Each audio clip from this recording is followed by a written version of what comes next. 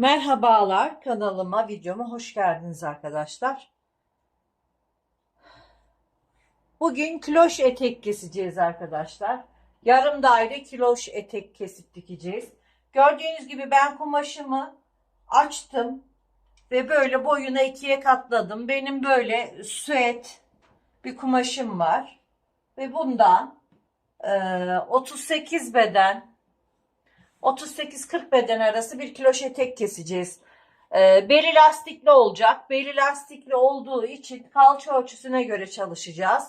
Kemerini daha sonradan lastiğiyle birlikte takacağım arkadaşlar. Kiloş eteklerde lastikli yapacağımız zaman kalça ölçüsüne göre çalışıyoruz. Bizim kalçamız 94 santim. 94'ü 3'e bölüyorum. Ve 2 santim çıkarıyorum ve 29 santim arkadaşlar. Şimdi bu kumaşımın açık kenarı burada, kapalı kenarı burada. Benim 2 metre kumaşım var. Eni çiften, eni geniş ve 2 metre boyunda kumaşım var. Gördüğünüz gibi boyuna serdim. Düz boy ipliği burası arkadaşlar. Burası düz boy ipliği. Bu şekilde. Şimdi kenardan 2 santim içeri girdim. Şu kenara atmak için 1 santimde dikiş payı. Burasını bir noktası yaptım. Ve mezromla kalça 1/3 artı eksi 2 29 santime tekamül ediyor.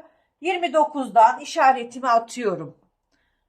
Bu kapalı kenardan da 29'dan işaretimi atıyorum. Ve mezromuzu bu merkez noktası dediğimiz noktaya getirerek yukarıdan oynatmadan aşağıyı oynatarak şu şekilde belimizi çiziyoruz arkadaşlar. Bakın 29 santimden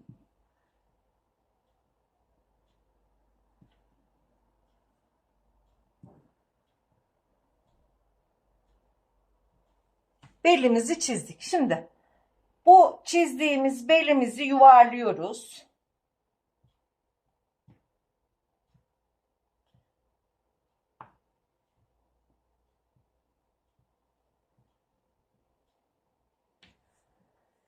Ve kumaşım 2 metreydi arkadaşlar.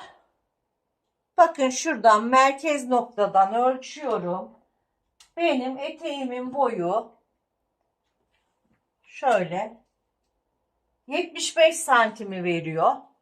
Eteğimin boyu düzgün olsun diye yine bir noktasından merkezden ölçüyorum. 104 santim geliyor. Hemen işaretimi atıyorum. 104'ten. Belde olduğu gibi merkez noktasını baz alarak eteğimin boyunu 104'ten işaretliyorum. Siz eteğinizin boyunu kaç yapmak istiyorsanız kumaşınızı ona göre alabilirsiniz arkadaşlar. Benim kumaşımın boyu 2 metre ve 75 santim etek boyu veriyor bana. Siz daha uzun yapmak isterseniz 2,5 metre kumaş kullanabilirsiniz boyunuza göre. Bakın şöyle devam ediyorum çizmeye.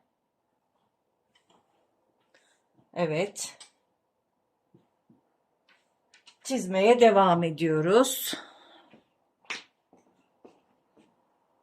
Merkez noktasını hiç şaşırmadan şöyle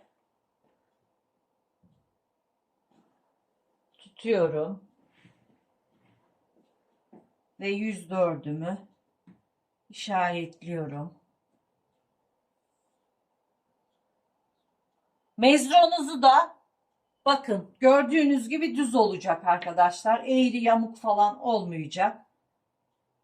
Yani düzgün bir etek kesebilmek için bu şekilde çizeceğiz. Şimdi kalan tarafları çiziyorum. Burası için çekmemiz gerekecek. O tarafı keselim. Önce belimizi bir kesip çıkaralım. 1 santim dikiş payı veriyorum belime.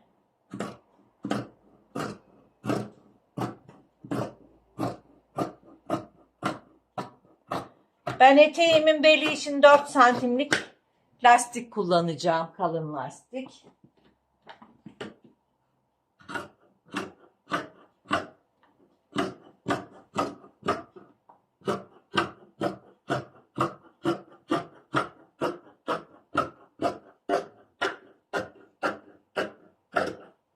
Şimdi burayı katlıyorum.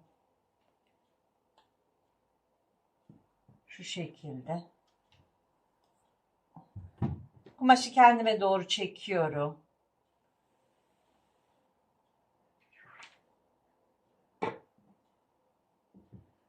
Evet. Şimdi belden devam edeceğiz. 75 santimdi boyumuz. Şöyle 75'ten çizmeye devam ediyorum.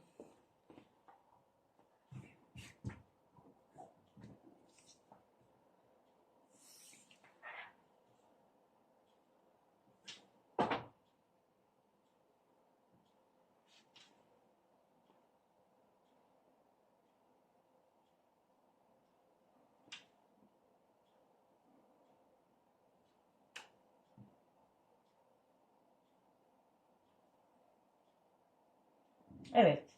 Eteğimin çizimini tamamladım ve buradan kesiyorum.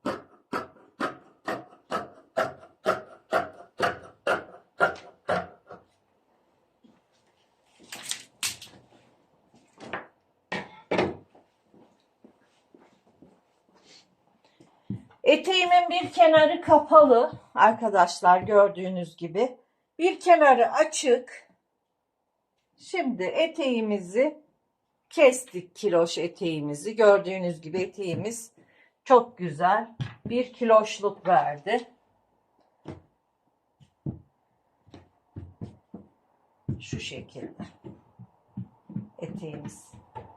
Şimdi yapmamız gereken, eteğimizin belini ölçeceğiz. Eteğimizin beline göre kemer keseceğiz. Evet, ben kalan kumaşımın kenarından şöyle düz bir çizgi çekiyorum. Lastiğimi belime göre kestim. Şu şekilde. Benim lastiğimin eni 4 santim. 4 santimlik bir lastik için 4, 4, 8, 12 santim kesiyorum arkadaşlar. 8 santim lastiğimin ebatı. 4 santimde fazlalık veriyorum. Rahat dikebilmek için. Şöyle 12, hatta 11 de yapabiliriz. 3 santim verelim payını. 11 santimden kemer için kesiyoruz. Şurayı çizelim. Belimi ölçtüm. Belime göre şuradan hemen çiziyorum. Burayı kapatıyorum. Kemerim 2 parça olacak. 2 kenarında da dikiş olacak. Dikiş paylarını da ekledim.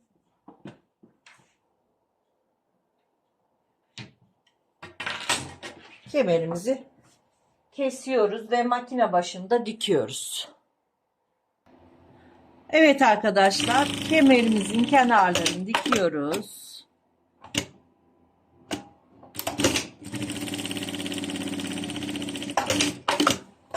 Lastiğimizi de birleştirdik ve lastiğimi bu şekilde kemerimin içine yerleştiriyorum. Uçtan dikiyoruz. Bu şekilde lastiğimizi kemerimizin içine sabitleyeceğiz. Eteğimizin yandaki dikişini de dikiyoruz.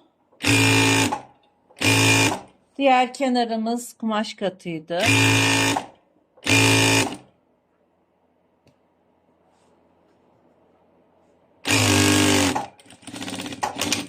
Eteğimizin kenarını diktik. Kemerimizi de hazırladık. Kemerimin iki tarafında da dikiş var arkadaşlar. Eteğimin diğer tarafına bir çıt atıyorum.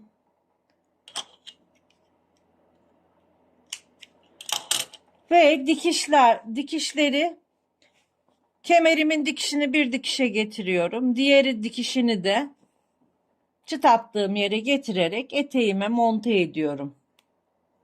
Bakın şu şekilde yerleştiriyorum. Siz iğneleyerek de dikebilirsiniz. Ben şu şekilde yerleştiriyorum. Diğer dikişimi de çıt attığım yere getiriyorum.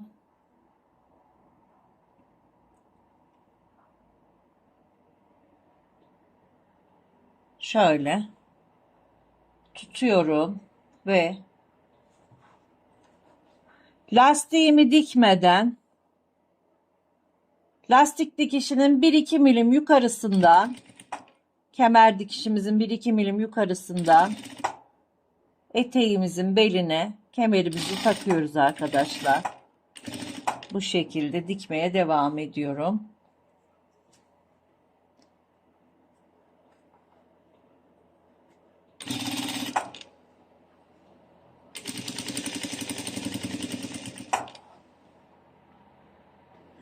Eteğimin kemerini diktim.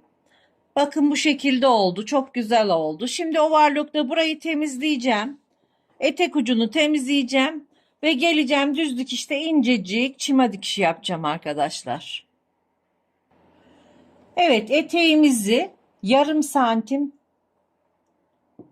katlayarak dikiyoruz arkadaşlar. Kiloş eteklerde kesinlikle kalın katlama yapılmaz. 1 santim bile yapılmaz. Böyle yarım santimden, ben overlock dikişinin üstünden çima dedim ama çima yapmayacağım, geri dönme yapar diye. Yarım santimlik katlıyorum ve overlock dikişinin üzerinden